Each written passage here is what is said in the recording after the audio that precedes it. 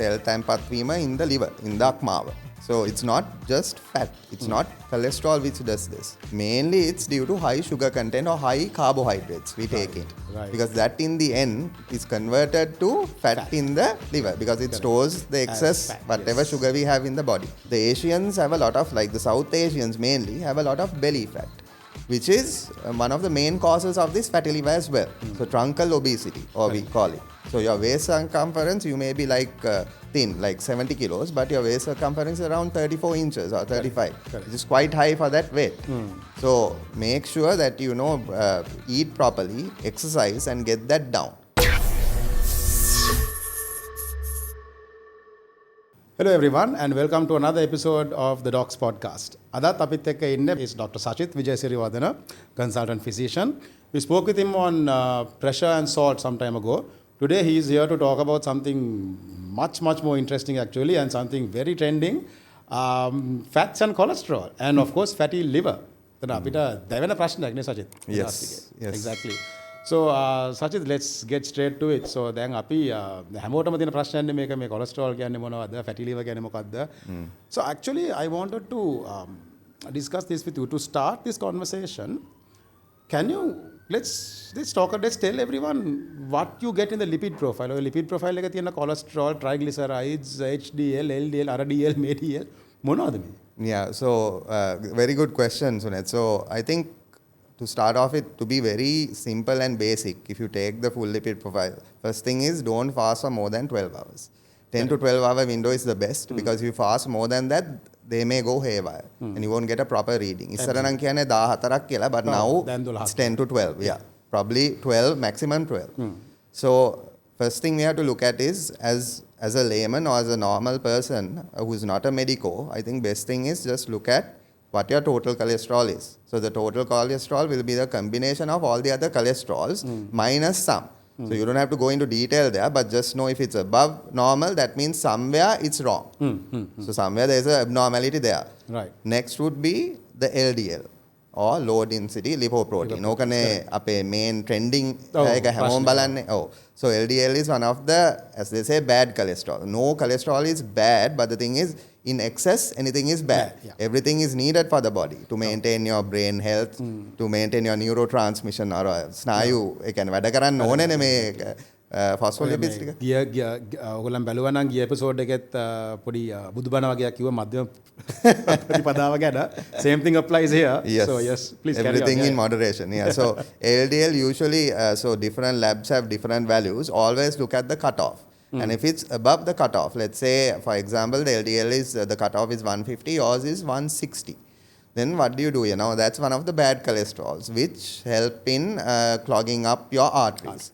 And that also, the arteries should have a small break for them to, now every person with a high LDL won't always have a plaque. Yes. It occurs because of some, stimulation like smoking or some toxic stimuli to the arteries, which cause a small break and cause this accumulation. So the main problem is here family history. Yeah. So family history is actually the main risk factor. The rest is what you put on yourself. If you have family history of cholesterol, you have to be extra cautious.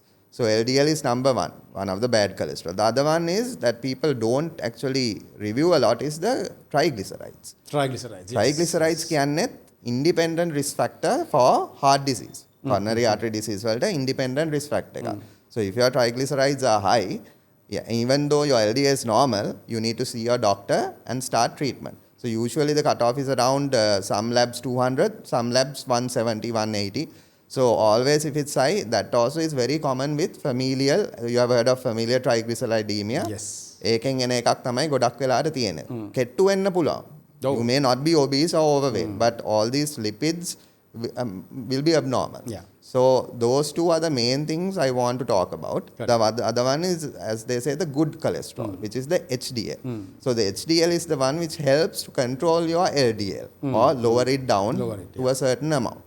So these three are the main. So the HDL to the LDL ratio is the other one which they look at. So to keep the balance in the body. So if that is also abnormal, then you have to go and meet your doctor. Correct.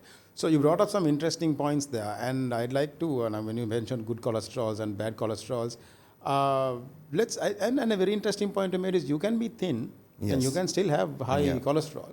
ඉතින් ඔතන දැන් අපි දැන් ඉස්සර good 15-20 years back, even when we were in campus, අපිට කියන්නේ there's a direct link between what you eat and your cholesterol levels. But now we've come to learn through research and through modern research that it's not the case, not always the case. There is more influence by your genes, by your family, and your exercise. Yes. Right? And that plays a bigger role. If I'm wrong, please tell me. But to the best of my understanding, is that plays a bigger role than your intake.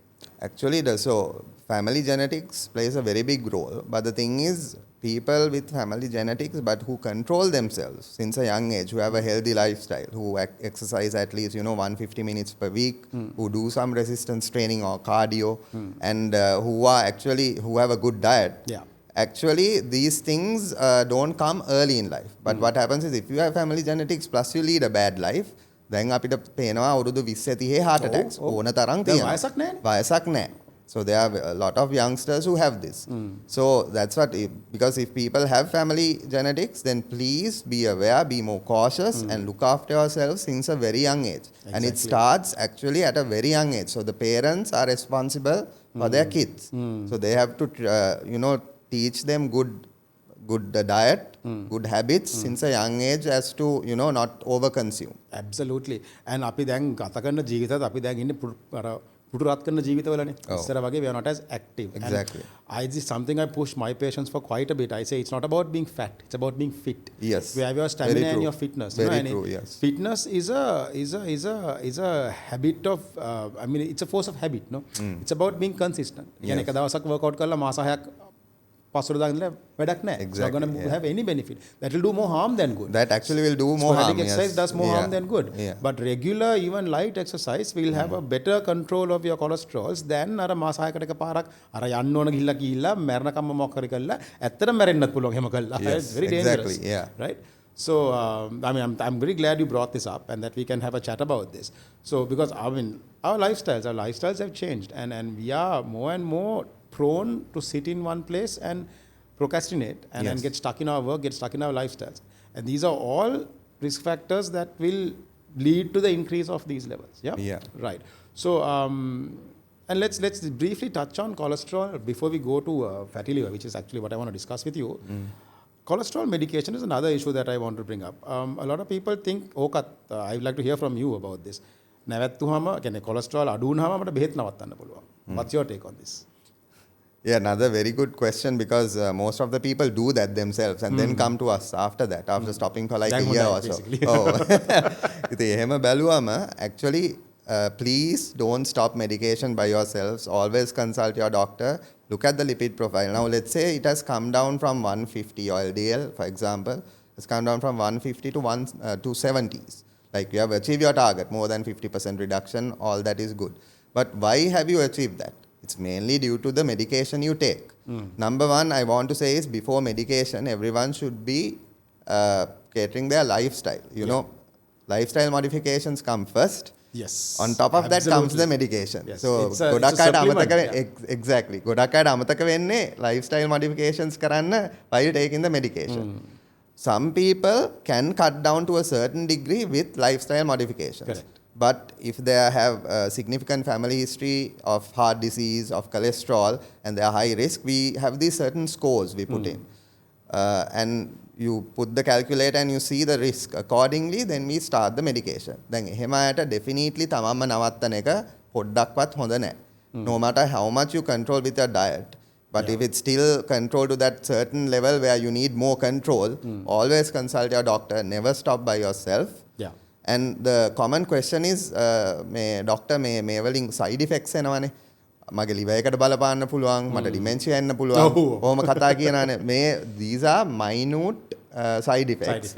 And actually the pros versus cons, the cons are more if you stop than the pros. Like the benefits outweigh the risks. That's why we start medication. Exactly. A proper doctor, a decent doctor would always start your medication thinking of the benefits the patient. versus the risk. Absolutely. Do less harm, as everyone says. Absolutely. Thank you. So you heard it from the expert's mouth. He made a very good point. බෙහෙත් කියන්නේ bite එක මිසක් බෙහෙත් කරන diet එක නෙමෙයි.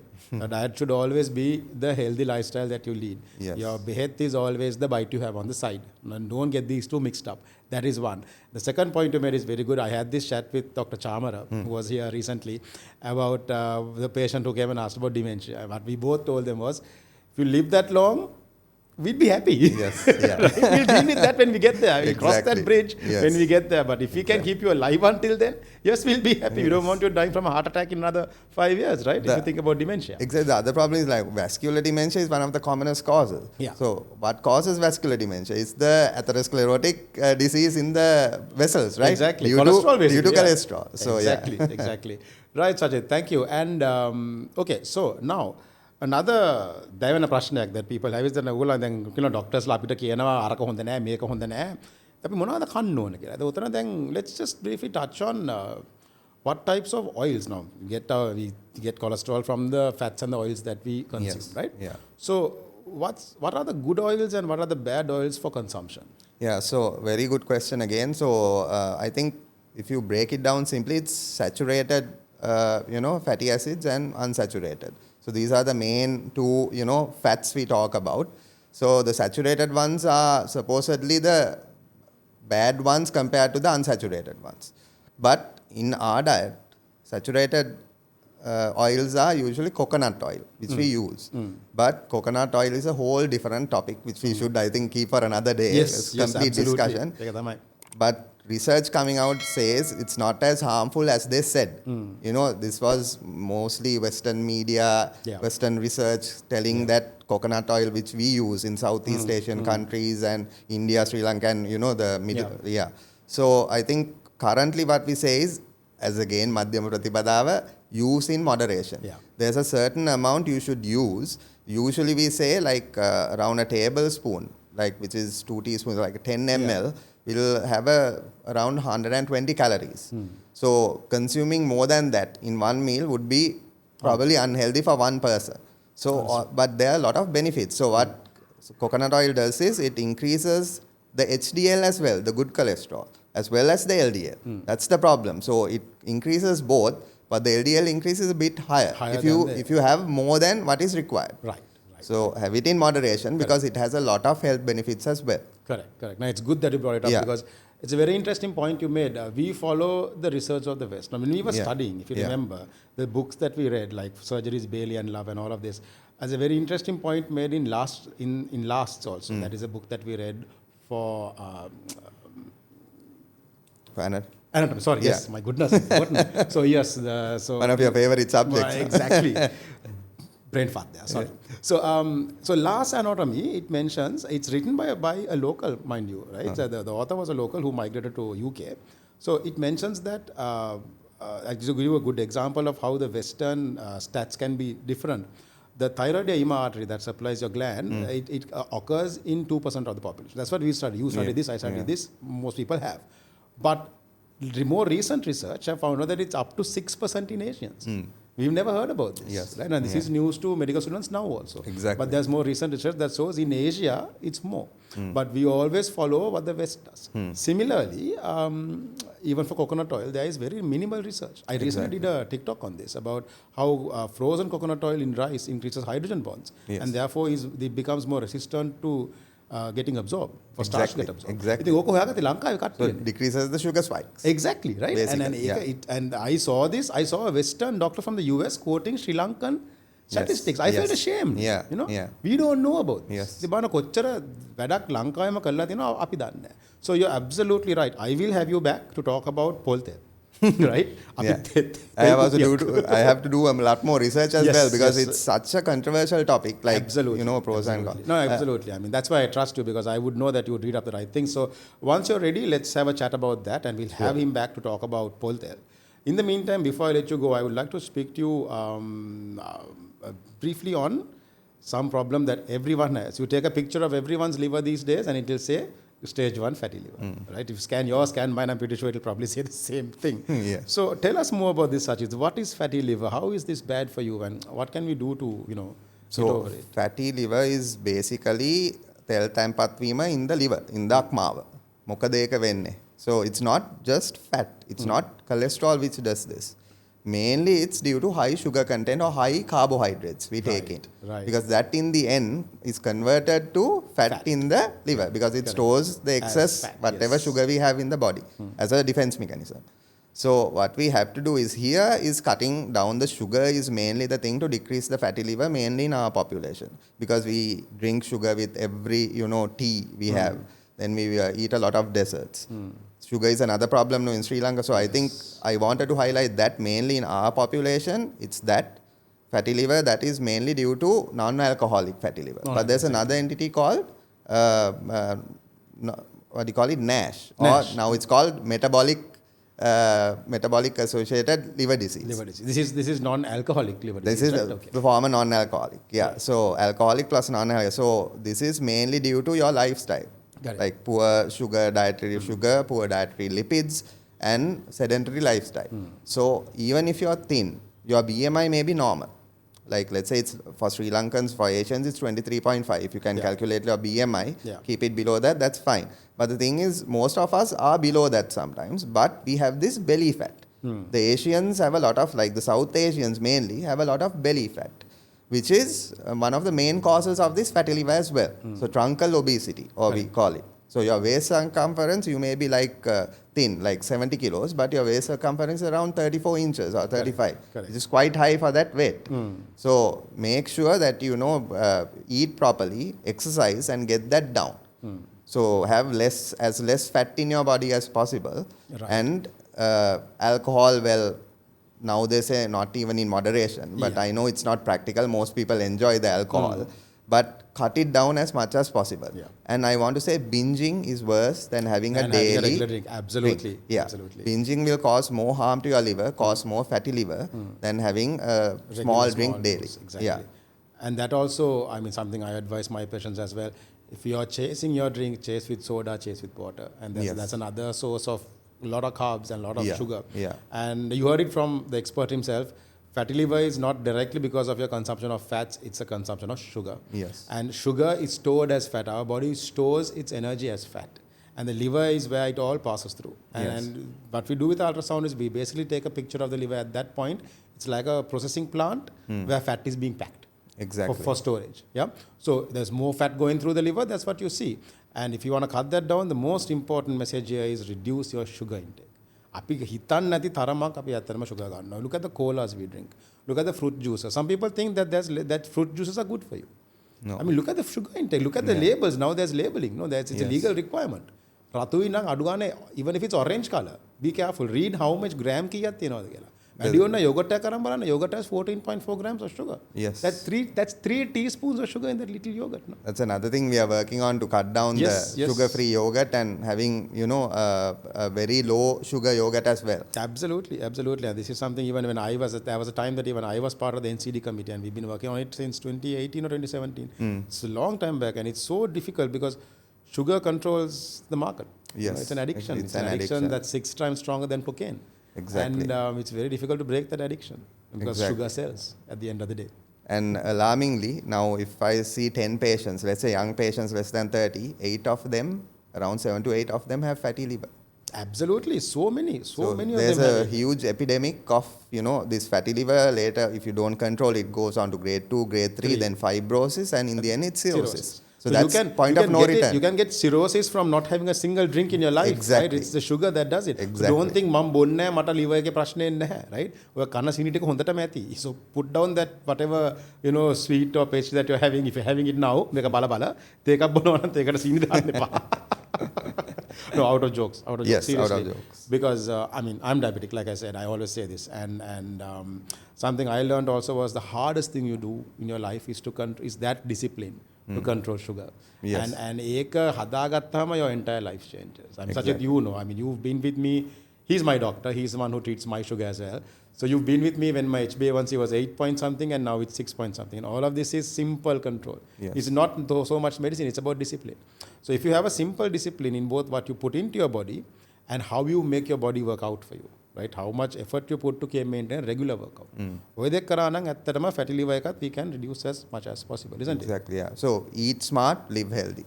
Absolutely. Right. I hope we managed to clear up a lot of the doubts that you had about fatty liver and about the cholesterols. Before we leave, one last topic, Sachith. I couldn't pick this up with you. Palm oil. Yes, I wanted to come back to that Yes, actually. yes, So, please. palm oil is considered one of the bad oils. Yeah. So, it is a saturated oil and its heat stability is not that good. So, I think try to reduce palm oil as much as possible, consumption of it. And I want to say, like eating out, you would know you're eating palm oil, but most of the industries, the hotel industry, the restaurant cheaper, industry, right? So they it's use it, cheaper. They use palm oil. And you can actually heat it 3-4 times. Correct. But what will happen is you'll end up with bad cholesterol in your body. Correct. The other one is trans fats. That's another topic which is again more in this fast food, in the fast food franchises. Palm oil will also cause trans fats probably later on if you like consume it regularly. Correct. So try to avoid trans fats. You shouldn't have it at all. It's a bad fat. Correct. And So, I think olive oil, if you want me to touch on that Yes, quickly. please. So if you're having olive oil, always have either extra virgin or virgin olive oil. And Because olive oil if you're- shouldn't be used for frying. This is another. That's another controversial topic. So I went through some research regarding this, and actually the heat stability is okay. The thing is, it loses its health value. I see. So it Interesting. has a lot of what they call polyphenols, which actually cause that's why olive oil is healthy. It's considered a good oil.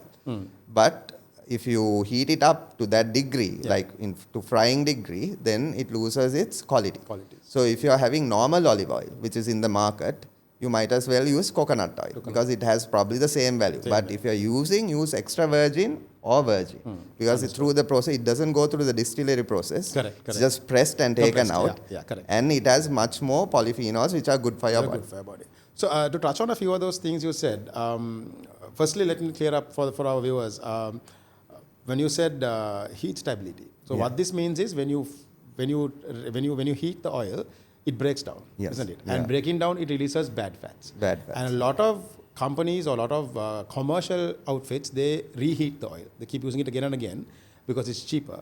And when we say palm oil, we mean all vegetable oils, which Yes, means it includes palm, safflower, sunflower, and soya oil. Yes. To the best of my knowledge, these 4 oils are what breaks down easily and what can be bad for you. Yes. So if you are consuming oil at home, please avoid these 4 oils because they are bad to be fried and they are overall bad for you in the long run.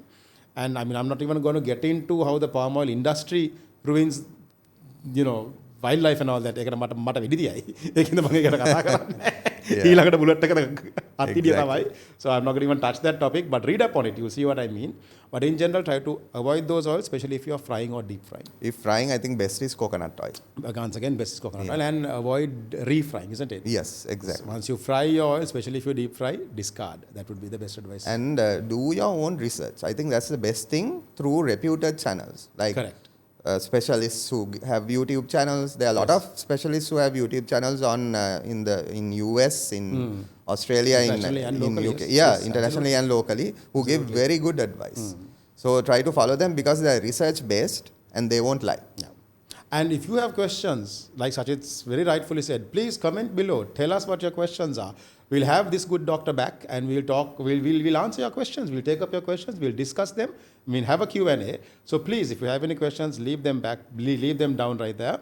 And thank you, Sachith. Thank you so much for your time. It was a very interesting conversation. A lot of topics, controversial topics, stuff that our viewers should definitely know about. Yes. We spoke about. And I'm very glad for you I'm thankful for you for giving us your time. We'll have you back sometime again and I'll take you up on that to talk about Polte. Sure. Thank you, Sunit. Thanks for your time. All right.